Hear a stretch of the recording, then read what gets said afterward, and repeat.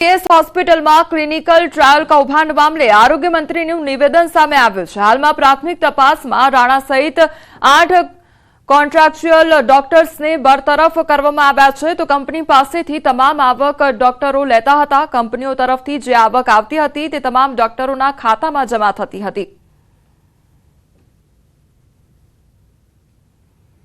25-30% रकम એ કદાચ ડૉક્ટરોમાં વેચાય અને બાકીની કાં તો 50% એ ડૉક્ટરો જ નક્કી કરતા હોય, પરંતુ એ પ્રકારની કોઈ પ્રક્રિયા થયા વગર જે પણ કોઈ આવક થઈ છે કંપનીઓ તરફથી એ તમામ ડૉક્ટરોએ પોતે પોતાના ખાતામાં જમા કરાવી છે।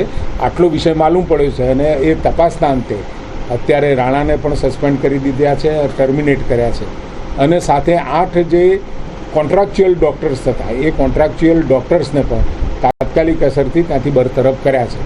હવે બાકી જેમ તપાસ થાય અને તપાસનો રિપોર્ટ મળેથી એ એક્શન લેવામાં આવશે। ગુજરાતમાં દારૂ ઘુસાડવા માટે બુટલેગરોનો નવો કિમિયો પોલીસને હાથ લાગ્યો છે। ભરૂચના અંકલેશ્વર હાઈવે પર ટ્રકમાં ઊનની આડમાં લઈ જવાતો ₹70 લાખથી વધુની કિંમતનો વિદેશી દારૂનો જથ્થો પકડાયો છે। સ્ટેટ મોનિટરિંગ સેલની ટીમે આ દારૂનો જથ્થો પકડ્યો છે। તો પોલીસે ટ્રકમાંથી ₹70.39 લાખની કિંમતની વિદેશી દારૂની 7,896 નંગ બોટલ કબજે કરી હતી। પોલીસે ટ્રક ચાલક અને રાજસ્થાનના રહેવાસી પિન્ટુસિંહ નટુસિંહ રાવતની ધરપકડ કરી છે। તપાસમાં ખુલ્યું છે કે તે આ જથ્થો ગોવાથી લાવ્યો હતો અને કચ્છના ગાંધીધામ પહોંચાડવાનો હતો। પોલીસે આ મામલામાં કુલ 4 આરોપીઓને વોન્ટેડ જાહેર કર્યા હતા।